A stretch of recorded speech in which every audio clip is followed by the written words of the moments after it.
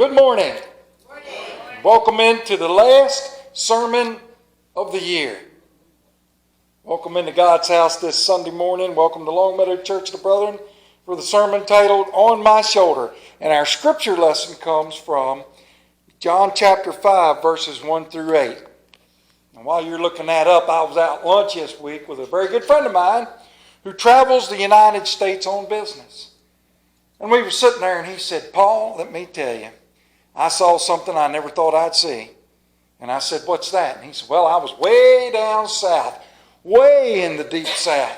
He said, "I was so far down south," he said, "I couldn't believe that we were still in the United States." And I said, "All right, Finn, tell me what was going on then that has you so stirred up." He said, "Well, I was in this town and they only had one church, but they had this great big nativity scene set up. And they had all this stuff in it. And when I happened by it, I took note that the three wise men were dressed in firefighting outfits. They was dressed up like firemen. And I stood there and I looked at that thing for a minute and I said, "Well, what's the big deal?" And he said, "I went to the local grocery store and I was talking to him at the checkout and I said, 'Hey, I noticed the big church, it's all pretty.' 'Yep, we're right proud of that church,' he said in that deep southern drawl." And he said, I looked at him, he said, "I like that nativity." He goes, "Yep, we're right proud of that nativity." He said, "I was kind of stunned that you three wise men were dressed up in fire outfits. Why?" The cashier looked at me and said, "Sir, don't you read your Bible?" He goes, "Yes, I do. I go to church. I know my Bible very well." He said, "Then you ought to know that the Bible said that the three wise men came from a fire."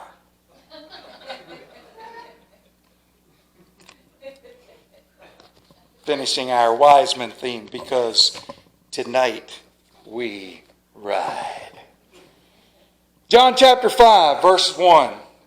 Sometime later, Jesus went up to Jerusalem for a feast of the Jews. Now, there is in Jerusalem, near the sheep gate, a pool which in Aramaic is called Bethsaida, which is surrounded by 5 covered colonnades.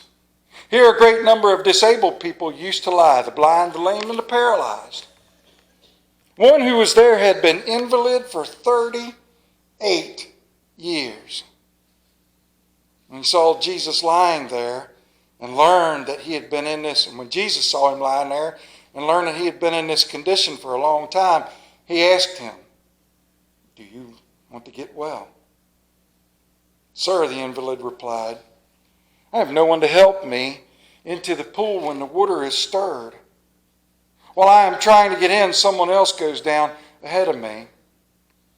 And Jesus said to him, "Get up, pick up your mat, and walk."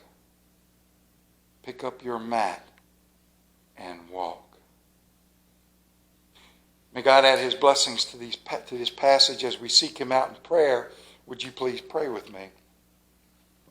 Heavenly Father, we thank you. We love that we are here with you this morning, Father, and we ask that these words that you have given be strengthening to our hearts and our minds. That we will use them in this week to come to take us forth. Surround us with the Holy Spirit in this moment, Father, and let us be strong. Let us have these words with us to talk to others about the love of Jesus Christ and let them know that hope is never lost. In Jesus' name we give thanks and pray. And all of his children said, Amen. My goodness gracious. If you look around outside, that is a gray day out there. Can you say amen? Amen. Now, and I'm going to ask you to be honest, because you are in church, and if you lie, then, you're liable to get smited on top of the head. How many people just want to be at home, curled up on the couch in front of the fire or a warm space heater in a blanket with hot chocolate or a tea or a coffee and just all snuggled in? Doesn't that just appeal to you? Say amen. Amen. You don't want to be here listening to me. You're like, I had to get up on this gray day and go to church, because if I don't, Paul marks it down in his book and he'll write me later on this week and say, why weren't you there? And I'll have to say, it just didn't look very good outside today, Paul. And he'll say, well, how do you think Jesus felt? But it's that kind of day. And I get it. Everybody has those moments. In my house, we have the Festival of the Blankets. Everybody in my house has 14,582 blankets that they walk around that house with bundled up. I swear I live with all of the Linuses from the Snoopy cartoon. And yesterday my wife received yet another blanket that's got a muffler in it so she can put her hands on. When she sits on the couch with all her blankets, she looks like Nanook of the North. I may have dated myself with that one. Have you ever been outside and had to work on a gray day? Been outside in that weather, walked out on a gray day, looked around and went, yeah, I just want to go back in the house and get under my 16,845 blankets.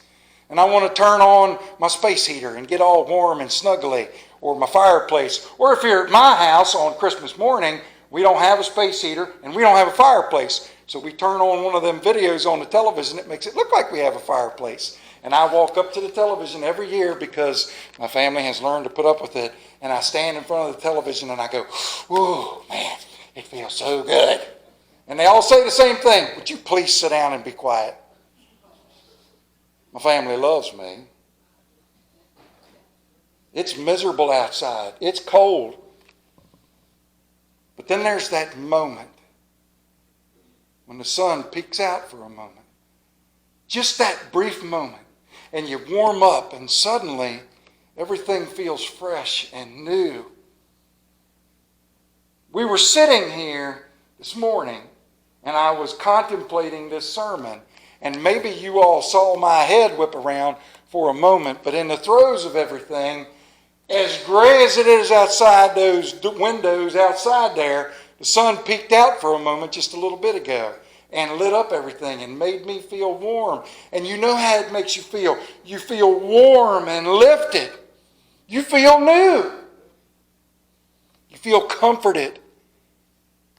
You feel ready. Douglas Meyer was 15 years old, living in Creve Coeur, Missouri. I don't know who named that town. Had been feeling bad for several days. His temperature was ranging between 105 and 103. He was suffering from flu-like symptoms, and finally Mama took him to the hospital over in St. Louis. And during the testing, Douglas, at 15 years old, was discovered to have leukemia. The doctor sat him down and talked to him straightforward in very frank terms about his disease. They said that for the next 3 years he'd have to undergo chemotherapy to get rid of it. They didn't pull back on the side effects. They told him that he would go bald and his body would bloat and it would not be pleasant. Douglas went into a deep depression. He felt sad and he was unable to be consoled at 15 years old to learn this. His aunt called a local flower shop and asked to send Douglas an arrangement of flowers in hopes that it would help him in some way. She told the clerk that it was for her teenage nephew who was suffering from leukemia. When the flowers arrived at the hospital, they were beautiful. Douglas read the card from his aunt that said, "Feel better."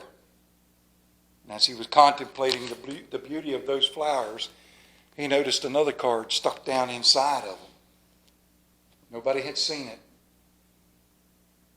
He plucked the card out. The following words were written on the second card.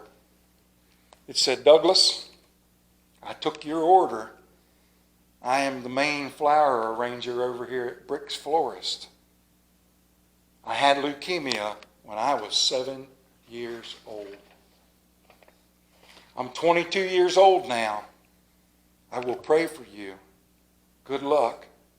My heart goes out to you. Sincerely, Laura Bradley." Those in the room said that the gray mood had suddenly dissipated when he looked up from the card and said, "Oh, why?" And the sunlight hit him in a hospital filled with millions of dollars of the most sophisticated equipment, being treated by expert doctors and nurses with medical training totaling in hundreds of years.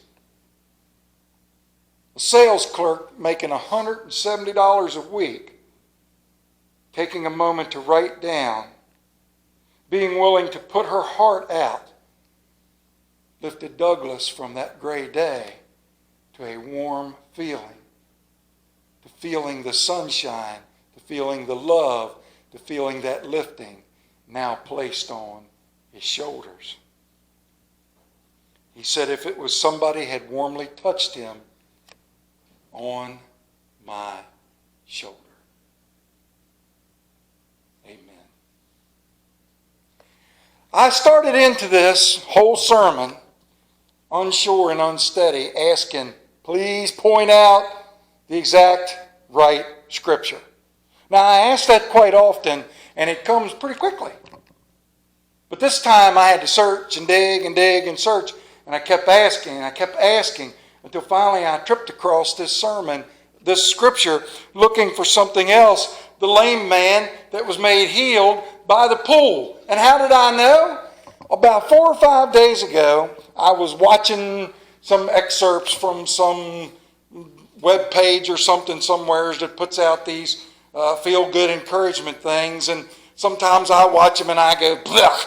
And sometimes I watch them and I go, But on this particular day, they extrapolated a scene from that series, The Chosen, where Jesus walks up to this man and they played it out. And when I saw that a couple of days ago and saw this scripture, it suddenly hit me. Imagine you are laid up for 38 years.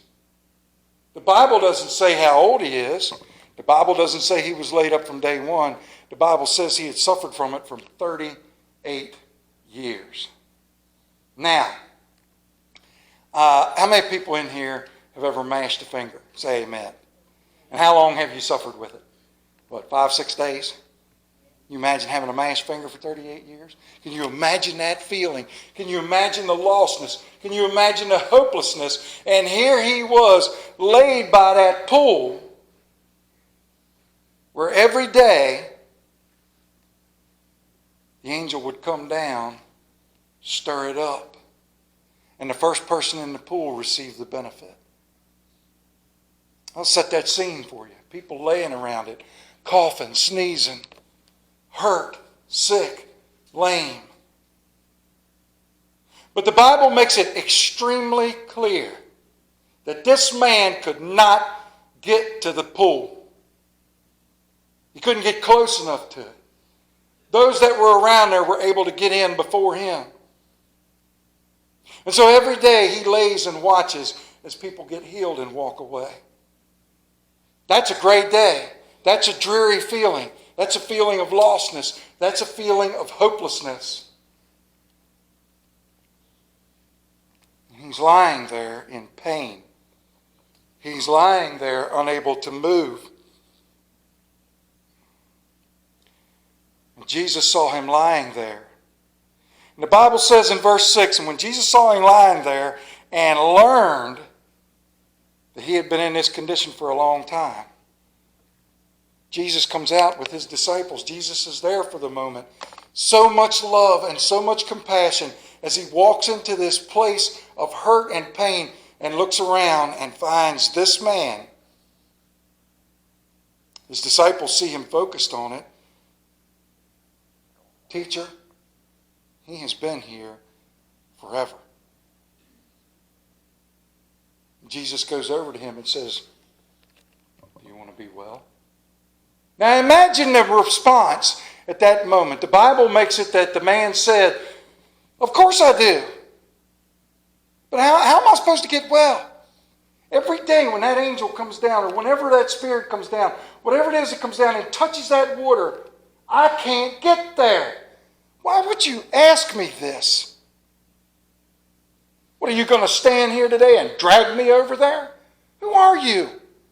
Why would you ask me that question? Do you want to be well? do. But I can't. Jesus looks at him, and that feeling, looking into the face of our Savior at that moment, and says to him, pick up that mat and walk. I'd like to know what went on at that moment. I'd like to know if that man just suddenly caught in that countenance, felt that touch on his shoulder, and knew there was warmth and love and tenderness and compassion and faith and hope and reality and salvation.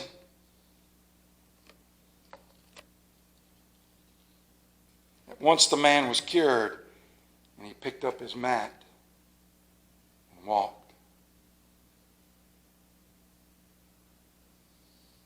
When I get lost into sadness, when I get looking that all hope is gone, when I look at things, a lot of people are putting a lot of stock this year into the simple fact that we're going to have a new year. You're going to see it all over the place. All these New Year's resolutions. I'm going to do this. I'm going to do that. I'm going to make my New Year's resolution.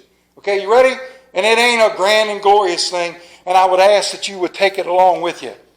I'm going to trust and put more faith in Jesus Christ every day this year. I need to do that. I do not do it enough.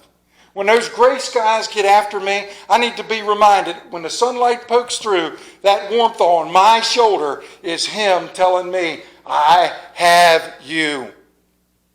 Believe in me. Trust in me.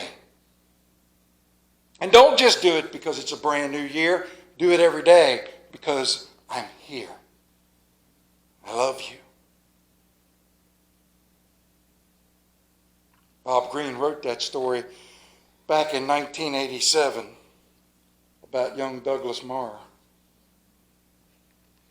2,000 years ago, the story was written about someone who was lame and could not walk, and all saw was gray days.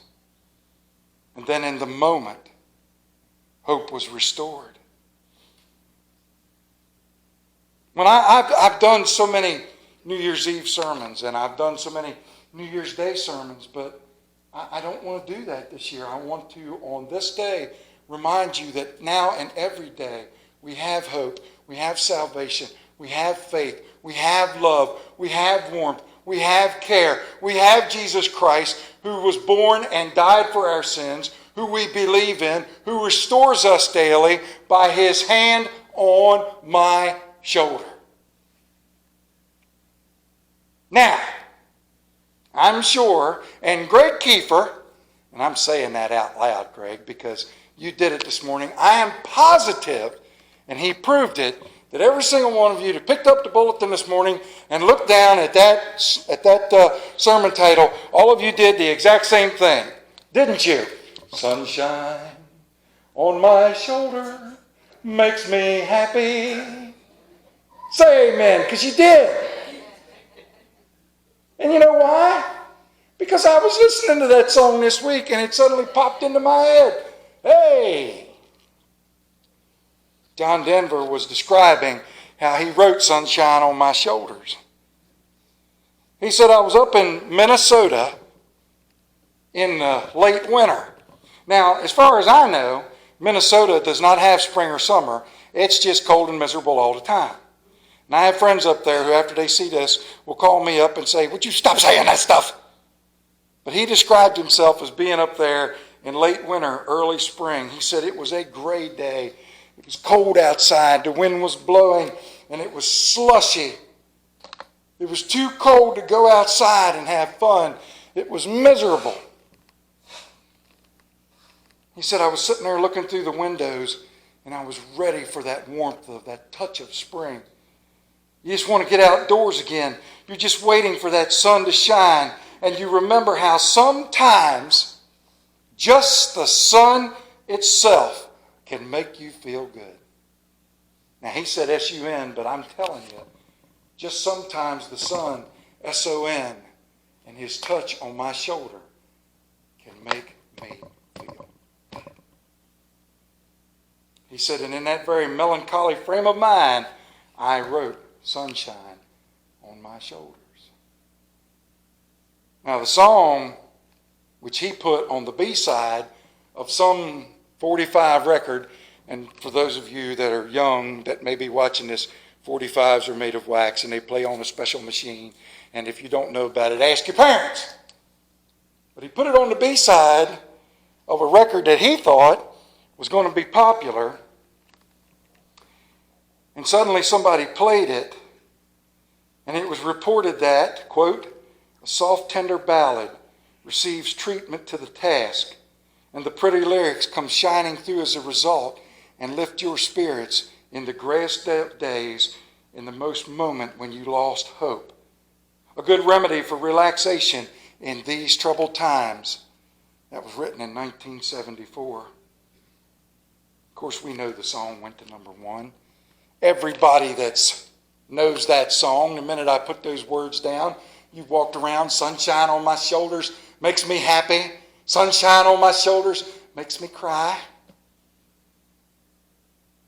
The rest of the song, if you don't remember, goes on to tell of a tale that John Denver had in his mind for happiness and for being lifted and for garnering one of the most important things that we need to do is not allow ourselves to be constantly in the face of feeling lost. Gray days like this, or days when it's cold and bitter, instead of being lost, we need to remember, as G.K. Chesterton said, we need to have hope. Hope means hoping when things are hopeless, where there's no virtue at all. As long as matters are really hopeful, hope is mere flattery or platitude. It is only when everything is hopeless in our minds that Jesus shines and hope becomes our strength and we feel Him within us. Hope. Hope leads to that great word, 5 letters, faith. And we all have faith, right? Amen. It's never tested. We never wonder, do we? Say amen. Oh, really? I know mine is tested, and there are times I lose my hope, and I lose my faith, and I lose that gray day, or I lose that feeling, and I fall into that gray moment, and I get surrounded by why me, woe is me, what in the world, what did I do wrong? I'm the preacher, I'm not supposed to have anything go wrong. Why can't I win the lottery? That's where my thoughts go. And yet, hope, when it doesn't seem that you should, is what strengthens your faith. One night a house caught fire, and a young boy had to run up onto the roof. The father stood below with outstretched arms, calling to his boy, "Jump, I'll catch you, jump, I'll catch you." But as the boy looked down through the fire and the smoke and could not see anything, he became fearful. And the father kept yelling, "Jump, jump, I'll catch you. I see you when you cannot see me." And the boy jumped, and when he landed in his father's arms, he said, "Daddy, I couldn't see you, but I knew you could see me." And that became all that mattered.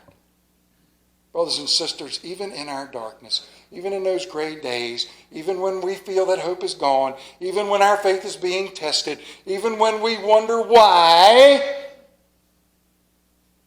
He sees us, and you feel His hand on your shoulder. That sunshine in that gray day makes me cry. Brothers and sisters, as we face this brand new year, as we step forward into it, I encourage you to pray without ceasing, to have faith without failure, to allow hope to invade everything, and understand that regardless, our faith in Jesus Christ, our belief in Him, will carry us through in all things, in all times. And when it's gray, and it will be, just remember that the sun, S-O-N, shine on your shoulders is there. And it will make you happy. May God bless and keep each and every one of you for this new year. May you be blessed. May you be made full and rich. And whatever obstacles are in your way, may you know that the best thing to do is to turn to Christ and put that in prayer to Him. I ask that blessing upon each and every one of you. And just remember the touch on my shoulder. Let us pray. Heavenly Father, we thank you. We pray, Father, that you will lift us up whenever we call, that we are failing as human beings because that's what we are. But that in those moments that you remind us, the human beings right now we may be, but glorious creation, loved children, paid for by your sacrifice of your Son. We are blessed. We are given hope. We are strengthened with our faith. And we are loved for all eternity. Thank you, Father, for everything. And I ask that you bless and watch over and keep us daily. In Jesus' name we pray. Amen. As we come forward for this last hymn of 2023, are you getting sick of me doing that yet? You can say yes. I invite you to come forward if you don't know Jesus, if you don't on the other side of the camera. The bench is open, but I pray His blessings upon you in this new year to come. May God keep and watch each and every one of you. Amen. Please stand and turn to page 292.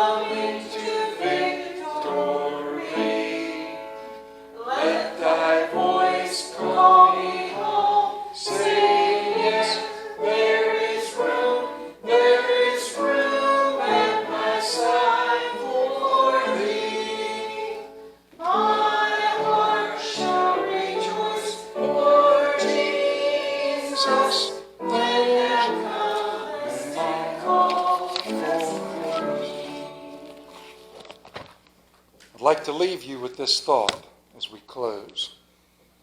I saw this week, and it touched me. 3 lines. His cry tore open the silence. His cry tore open the veil. And his shout yet to come will tear open the heavens. Know that our Savior born this day was born to save us. May that be your guide this year to come. And now may I ask the blessings of heaven to rest upon each and every one of us, now and forevermore. Amen.